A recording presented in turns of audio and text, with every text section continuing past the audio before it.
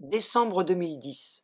François Fillon, Premier ministre de l'époque, et le président russe Vladimir Poutine assistent à la signature du contrat qui lie l'entreprise française d'acier moulé Sambre et Meuse au consortium russe UVZ. Commande et investissement à la clé. Le 18 mars 2015, le tribunal d'Avesnes prononce la liquidation de Sambre et Meuse. La lutte s'organise dans cette entreprise fleuron de l'industrie ferroviaire du Nord. Les salariés et leurs syndicats CGT et FO décident d'occuper les locaux jour et nuit. Ça devait partir en homologation. Les salariés manifesteront ce jeudi à Paris. Deuxième génération qu'on devait faire pour envoyer là-bas en Russie. Et il n'y avait aucune usine là-bas qui savait les faire. L'SNCF russe. Ils venaient réceptionner les pièces ici. Tout ce qui est tête d'attelage, c'était brevet Sambre-Meuse. Tout ce qui est plaque d'égout, brevet Sambre-Meuse. Étau, brevet Sambre-Meuse, tout est parti. On avait un savoir-faire ici, nous. Moi, ça fait 25 ans que je suis ici. Mon père, il a fait 40 ans, et j'ai mon fils qui, ça faisait 5 ans qu'il était ici. 3 générations. Là, il y a eu plus de 3 millions d'investissements. Puis, s'il y a un repreneur, on n'a qu'à appuyer sur le bouton, tout le monde repart. Ça, c'est opérationnel, c'est prêt à repartir. On n'a pas touché à l'outil de travail. L'outil de travail, il est là. On n'attend qu'une chose, c'est qu'on le remette en route. Tête d'attelage, ça, c'était pour Bombardier. Les montants de cabine, c'était pour... Mais les Russes, ils privilégient que leurs pièces. Il y a 20% travaillé pour les autres clients. Et c'est ça qui était à notre perte. Oui, il n'y a personne qui bouge. C'est pour ça que je ne comprends pas. Ici, dans le temps, pendant la guerre, c'était une usine d'armement aussi. Et elle était protégée, l'usine. Maintenant, regardez, on est à l'abandon, il n'y a personne pour nous aider. Soit disant que le dossier est monté à Paris, mais bon, métier pénible. Très pénible. Surtout les barbares, mal payés. Pour ce qu'on fait, c'était mal payé. En moyenne, entre 1003 et 1004, les gens y faisaient. Ah ouais. Ils ont trouvé comme excuse la guerre contre l'Ukraine. L'embargo, tout ça. Mais moi, j'ai du mal à croire. Parce qu'il y avait que nous, on avait un gros chantier, on avait quasiment 10 ans de travail pour ça. Et du jour au lendemain, plus rien. 750 €. 750 € pour aller travailler en Russie. En plus, on avait habillé, mais on avait habillé pour l'aller, pas le retour. C'est pas des blagues, hein? Ah oui. Il doit y avoir une grande manif jeudi, on y va. 9 journées de mobilisation. On y va. Montrer qu'on est mécontents. Et montrer au gouvernement qu'on est toujours là et qu'on veut que ça tourne. Vous voyez vous-même, vous allez le chantier avec la remettre en route. Les politiques, ils ne bougent pas. C'est vrai, Olivier. L'investissement, on l'a ici. Bien sûr, c'est un étranger qui l'a fait, mais bon, ça reste à nous maintenant. Voilà. Je n'ai pas connu le chômage, madame. Je vais avoir 50 ans, je n'ai jamais été au chômage, donc c'est très dur.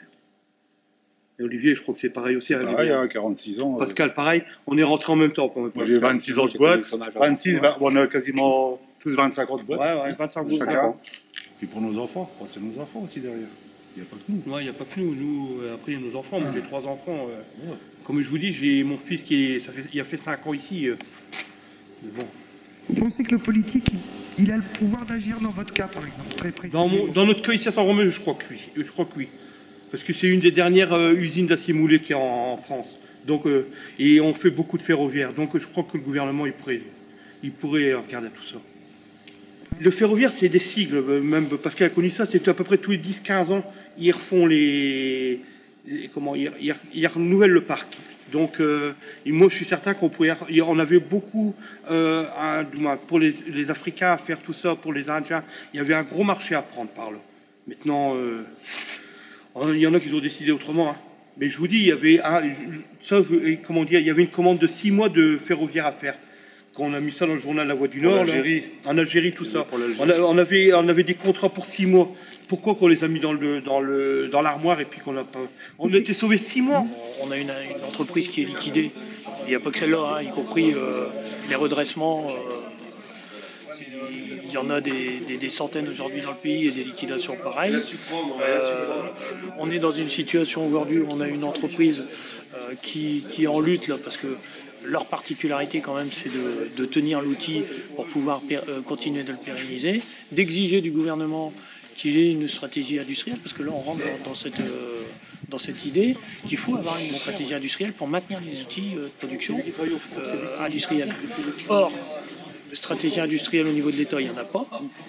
Et donc cette lutte-là, elle s'inscrit directement dans le maintien de l'industrie. Et la Fédération de la métallurgie notamment appelle justement au maintien et au développement de l'industrie dans le cadre du neuf.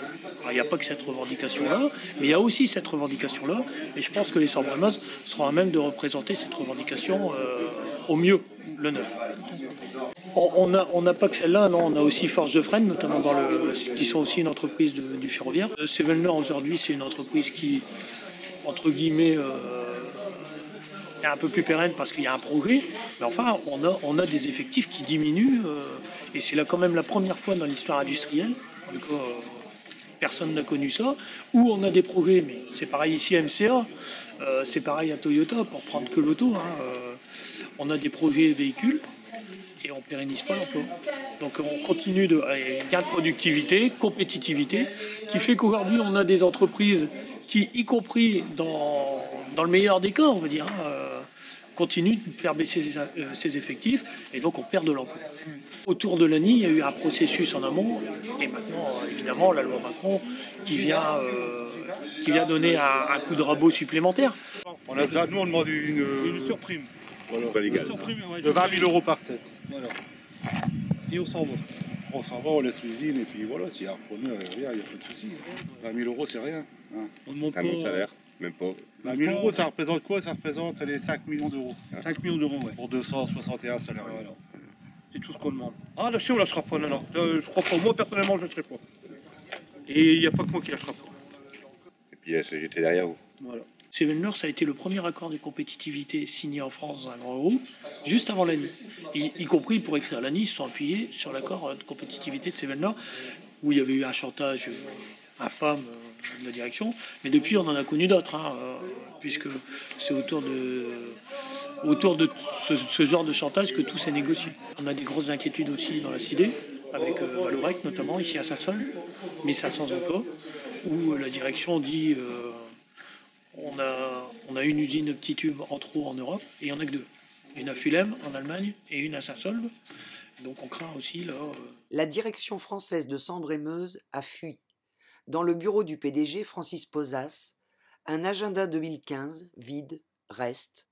Ce PDG vient de se porter repreneur d'une usine fabricante de pièces d'acier à Fumel, en Aquitaine, qui a elle-même bénéficié d'investissements russes. Le tribunal de commerce a offert à ce PDG un avenir assuré.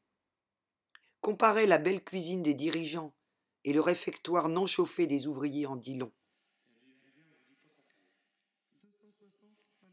Une entreprise douaisienne, Arbel Fauverail, serait prête à reprendre une partie des activités de Sambre-et-Meuse. À suivre. Pour la manif de jeudi.